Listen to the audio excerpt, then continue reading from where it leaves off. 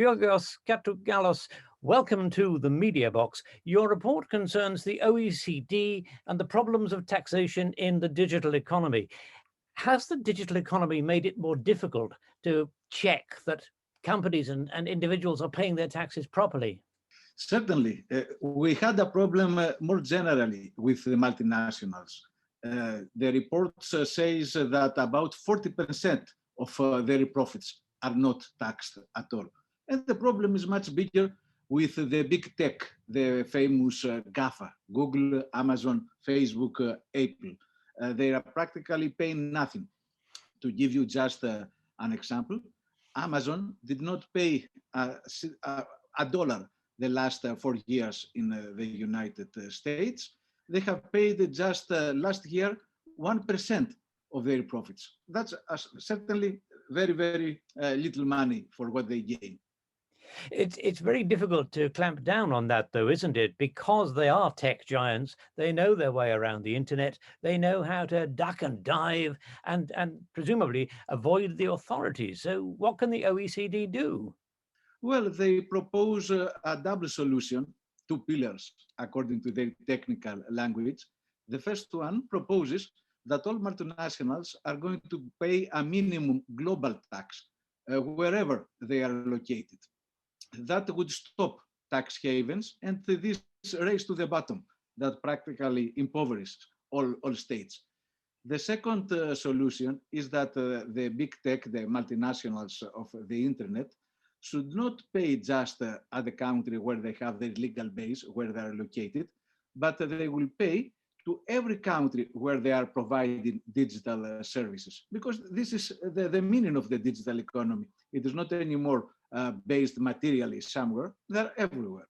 We have this aggressive tax planning going on. We've got tax avoidance and artificial profit sharing. These sorts of things are open to the companies. I mean, they were created with very good intention, but they're being misused. It's going to be very difficult, isn't it? Because the companies can move their base somewhere else. Exactly for this reason, we have this proposal about the global minimum tax, so as not to have any kind of loophole for the multinationals. And now we estimate that about 420 billions every year are going nowhere. They are not taxed. And this results not just for the states not to have the necessary income in order to finance social services, pensions, infrastructure. It is also a very big issue regarding social justice. Rich to get richer, and middle class and the poor to get poorer.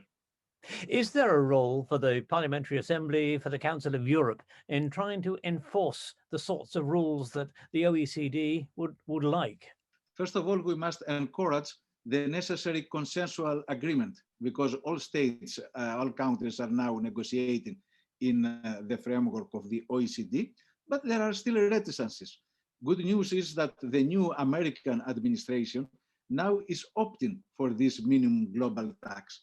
And this creates new conditions, a new environment for a consensual agreement. So, first of all, we should all citizens and, of course, all political parties and members of the parliament push our own governments to go for this agreement, and then, of course, to have a very strict implementation of the new rules. The trouble is that the rich who run these big companies, who want to be outside of the tax network, if you like, they have a lot of influence with politicians too. So they have people who defend their unique positions. And that means it's quite hard to fight, isn't it? Absolutely. There is not any kind of political debate without losers and winners. But they have won so much the last years that now even themselves are more eager to some kind of compromise. Even Mr. Bezos, the owner of the CEO of Amazon, seems to be ready for some kind of compromise. After all, just in one day, he has seen his fortune rising by $13 billion when Amazon had a raise of 8% at the stock exchange. So after having gained so much money, you are ready to do something for that.